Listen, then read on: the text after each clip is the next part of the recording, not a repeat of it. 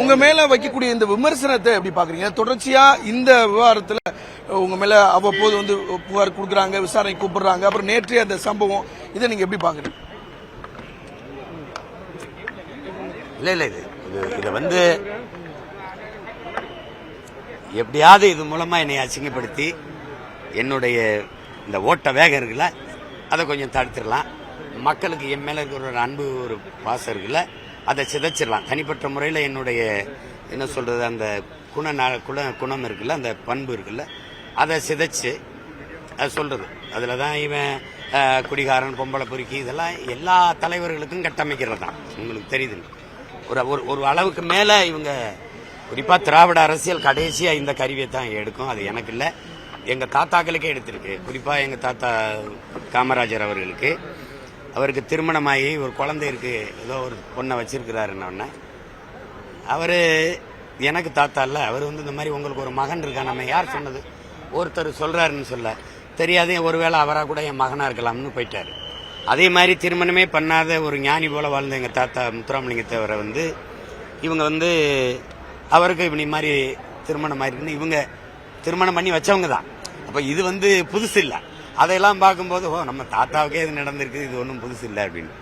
அது இதனாலெல்லாம் நம்ம துவண்டுட்டோம்னா நம்ம ஒரு போராட்டக்காரன் இல்லை, ஒரு லட்சியக்காரன் இல்லை. இப்போ இந்த விவகாரத்தில் ஏற்கனவே நீங்க ஸ்டேஷன்ல நேரில் ஆஜராகி போதிய அளவுக்கு கொடுத்துருக்கீங்க. இப்ப மீண்டும் அதுல கூப்பிடுறதுக்காக இப்ப அதுல என்ன நீங்க சட்ட ரீதியா என்ன மாண்புமிகு அந்த இளந்திரையன் அவர்கள் சொல்லியிருக்காங்கல்ல, இதுல ஏதோ இருக்கு, முகாந்திரம் இருக்கு, குற்றத்தில் இருக்கு, கொஞ்சம் விசாரிச்சு வழக்கை நடத்துங்கன்னு அதுக்காக விசாரிக்கிறாங்கன்னு தான் நினைக்கிறேன். அதே தான் திருப்பி கேட்பாங்க. நேற்றைய நிகழ்வுல உங்க வீட்டுல வந்து அரசு அதிகாரிகளை பணி செய்ய விடாம செஞ்சதுனாலதான் அப்படி ஒரு கைது நடவடிக்கைன்னு சொல்றாங்க. அதை எப்படி பாக்குறீங்க? அதான் நான் உங்களுக்கு சொன்னேன், நீங்க எனக்கான அழைப்பானையை நீங்க முறையா ஒரு அதிகாரியெல்லாம் நடந்துக்கல, நீங்க வந்து என்கிட்ட தான் கொடுத்துருக்கணும். அப்படி இல்லை நான் வெளிநாடு எங்கேயாவது போயிட்டு தப்பி போயிட்டு தலைமறைவாயிட்டேன்னா நீங்க எடுக்கிற நடவடிக்கை சரி. ஆனால் நான் இங்கே தான் இருக்கிறேன், உங்களுக்கு தெரியும். அதுக்கு முத நாள் இதே வழக்குக்காக 3 நாளைக்கு முன்னாடி நேரில் வந்து அழைப்பானை கொடுத்தீங்க. இப்போ நான் ஒசூரில் தான் இருந்தேன். அப்போ நான் இதே மாதிரி ஊடகத்தை சந்திக்கிட்டு இருக்கும்போது அவர் கேட்டாரு. அப்போ அது அவசியமற்றது. ஒட்ட வர்றவர் நீங்கள் ஊடகத்தை அழைச்சிட்டு வந்தது அநாகரிகம். அதை ஒட்ட வேண்டியதில்லை. வீட்டில் என் மனைவி இருக்கிறாங்க. ஒட்டிட்டு போகும்போது என் கையெழுத்து தேவைப்படல உங்களுக்கு. அப்போ என் மனைவி கையெழுத்து தேவையில்லைன்னா என் மனைவிட்ட ஒப்படைச்சிட்டு போயிருக்கலாம். நீங்கள் ஒட்டினதோட உங்கள் கடமை முடிஞ்சிருச்சு. ஒட்டும் போது கிழிச்சிருந்தா உங்கள் பணியை செய்ய விடாமல் தடுத்தோங்கிற குற்றச்சாட்டு சரி. ஒட்டிட்டு நீங்கள் போயிட்ட பிறகு அதை கிழிப்பேன், அதை தொடப்பேன், அதை அழிப்பேன், அது உங்கள் வேலை இல்லை. அதில் என்ன குற்றம் இருக்கு? அதை குற்றம்னு சொல்ற நீங்க தான் குற்றவாளிகள், நீங்க செய்ததுதான் குற்றம். அதுக்கு பிறகு வாங்க அப்படின்னு எங்க பிள்ளைகளை கூப்பிட்டுருந்தாலே தம்பி சுவாவோ ஐயா அந்த ஓய்வு பெற்ற ராணுவ வீரர் ஐயா அமல்ராஜா வந்திருப்பாங்க. அவங்கள அடிச்சு பிடிச்சு தள்ளுறதெல்லாம் ரொம்ப அநாகரிகம்.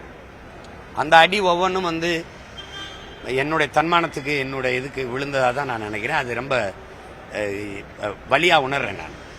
இந்த நடிகை விஜயலட்சுமி விவகாரத்தை பொறுத்தவரை அது ஒரு முற்றுப்புள்ளி வைக்க வாய்ப்பு இல்லை. ஏன்னா அழைச்சி பேசி ஒரு முற்றுப்புள்ளி நிறத்திற்கு தீர்வு இல்லை இருக்காதா? இல்லை அவ்வப்போது அவங்க திடீர்னு ஒரு 6 மாதத்துக்கு பேசி அதை சரி பண்ற அளவுக்கு பெரிய குற்றம் இல்லை. அங்க ஒரு அந்த அம்மா வச்சுக்கிட்டு என்ன ஒரு பக்கம் வச்சு பேச விடும்போது அந்த அம்மா பேசுது, நம்ம பேசுறோம். இப்படி நேருக்கு நேரம் உட்கார வச்சா ஒரு நொடி. நான் போன தடவை விசாரணையில சொன்னேன், இந்த மாதிரி கேட்கறது தவறு, தேவையில்லாம உட்கார வச்சீங்கன்னா ஒரு 1/2 மணி நேரத்துல முடிஞ்சிடும். யார் பொய் சொல்றா, யாரு உண்மை பேசுறான்னு. உங்களுக்கு இந்த பிரச்சனை தேவைப்படுறதுனால நீங்க புதுப்பிச்சுக்கிட்டே இருக்கிறீங்க, விளங்குதா? இப்ப நீங்க இதுக்கு ஒரு முற்றுப்புள்ளி வைக்கணும்னா நான் நீதிமன்றம் போனேன், அது எனக்கு சரி வரல, கை வரப்பெறல. இப்ப அதனால உச்ச நீதிமன்றம் போயிருக்குது. உறுதியா நான் நம்புறேன், அதுல முற்று பெற்றும் நான் நம்புறேன். எத்தனை மணிக்கு ஆஜராகிறீங்க? அவங்க சொன்னது இப்பவே நான் அந்நியமா தான் இருக்கேன், போகலாம். அவங்க 8 மணிக்கு வர சொல்லிருக்காங்க. சரியா 8 மணிக்கு இருப்பேன். இல்ல உள்ள நான் மட்டும் தான் போய் பதில் சொல்லணும். வழக்கறிஞர்கள் என் கூட இருப்பாங்க.